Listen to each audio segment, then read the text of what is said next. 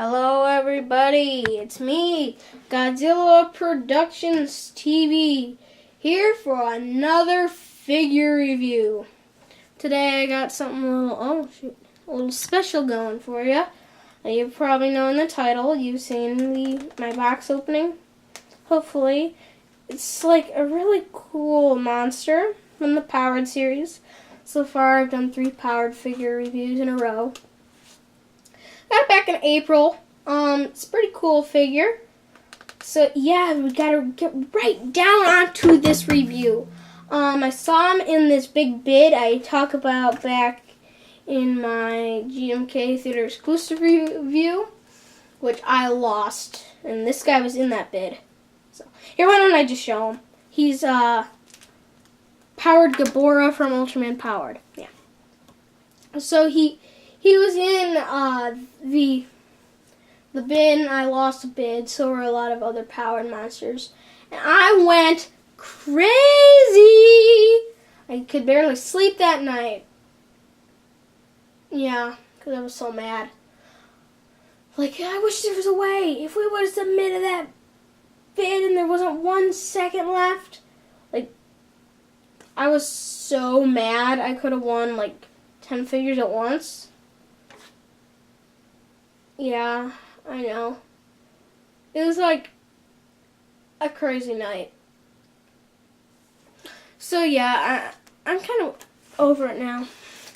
Yeah, and then I found him while we were on vacation. My mom brought, when we were on vacation in Pennsylvania, my mom brought her computer, and I'm like, hey, you know what? I haven't gone on eBay in a while. Why don't I go on eBay? I went on eBay and I saw this guy in a Powered Zambar, but I didn't buy the Powered Zambar because he had a broken off form. So, yeah. And I came home and bought that guy. So I surprisingly had enough money. Yeah. So, pretty long story. A pretty interesting story. So yeah, Powered GABORAs are rare. It's a very, very rare figure. One of the more of the rarest powered figures there are. Yeah. So let's get right onto this figure review. It's like a super articulated thing. So this thing moves, and the head moves, sorta. Usually the head moves with this thing. So, I don't really get the whole story about the head. But, yeah. The arms move about, like, to there. So they're not a total waste of time, and then they move down to there. So that's as far as they go. It's just the leg kind of gets in the way. But they can get past the head. It's just stiff. Same with the other arm. No, the other arm gets stuck on the head and can only go that far. So this arm's a waste of time, but this one isn't. And the legs, if you move the arm up there, the leg can get up there and then can get down to there. Legs aren't a complete waste of time.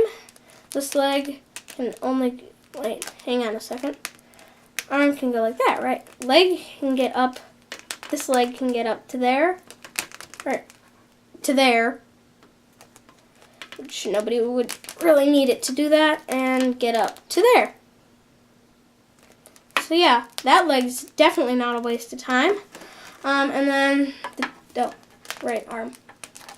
And then the tail only can move 360 degrees. Alright, so that's all for articulation. Pretty tough articulated figure. Gotta move the head, sorry. Pretty toughly articulated figure, right? Alright, now on to size comparison. Regular GABORA originally appears in the original Ultraman, so let's pull out him.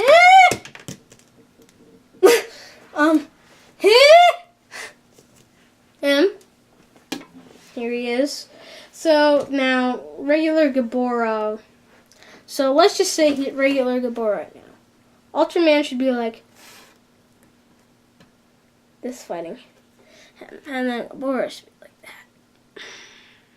Like, it just doesn't work for Powered GABORA, because, yeah.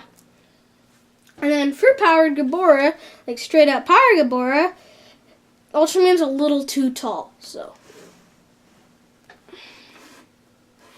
Alright, why is he so tall?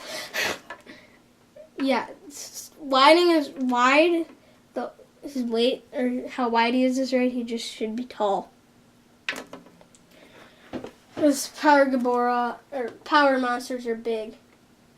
I don't have regular GABORA because Bandai never came out with a regular GABORA. They only ever came out with their Marmot, I believe. It's the one who came out with that big 9-inch one I've tried to buy a couple times. So yeah, here's Ultraman Powered. Yikes. Alright, Powered GABORA should be like that. Like that. Camera is not showing this. Like, perfect sizing. Right, there we go. Like, what's with this camera? Or, like, they should be pretty much the same size.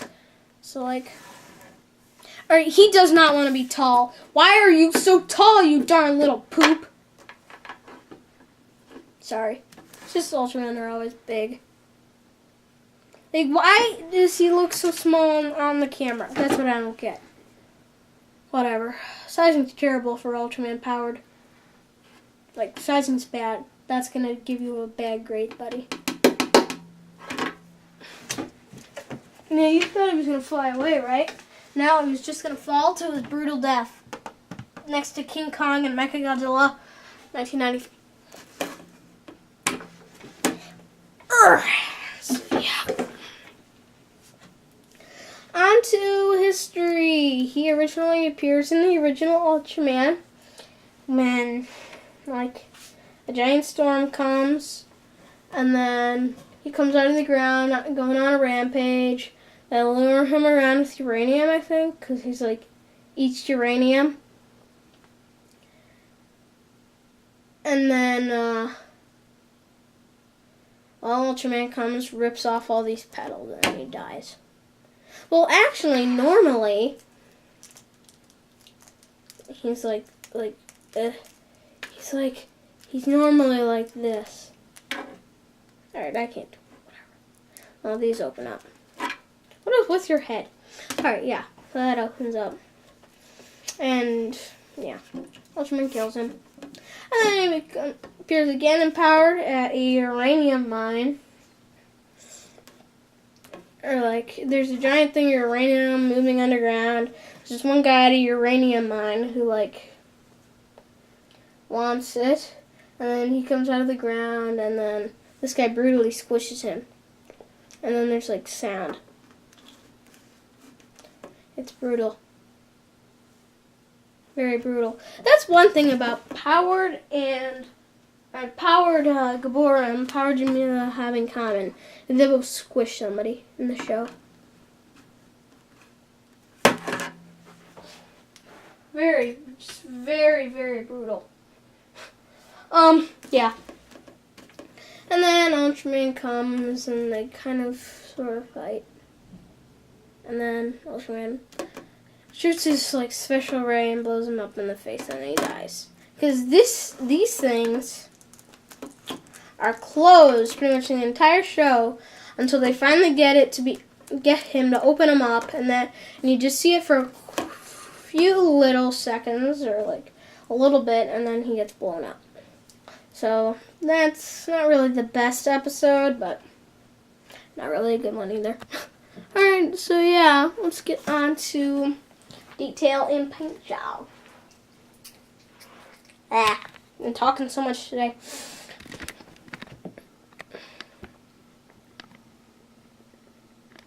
It's not a focus on what I wanted to focus on. There we go. Alright, wow, this figure's got some pretty good detail. It's like, the eyes are nice and white. That's cool. He's got a little bit of paint job on his face, or whatever you want to call these. Teeth. Yeah, those are pretty cool. Those are like one of my favorite parts about his face. How awesome it is. And then it's got like this kind of glossy paint job for the frills, or whatever you want to call those. And then we go down. Some paint job on the nails. Stuff. Got a lot of good texture and detail all over him. Got brown for the stomach.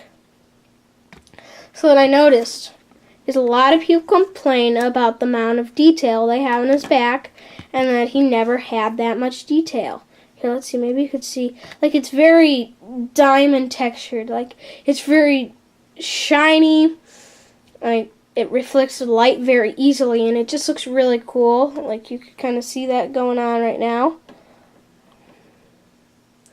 Because the texture, it looks really cool. And then we go down the tail. And some people say it's over detailed, and yes, it is. But it looks better like this.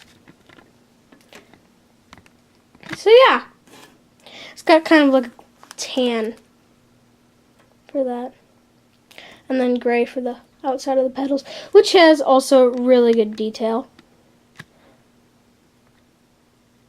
Some scratches and whatever, some bumps, stuff like that. So yeah, very good powered GABORA. Very good figure.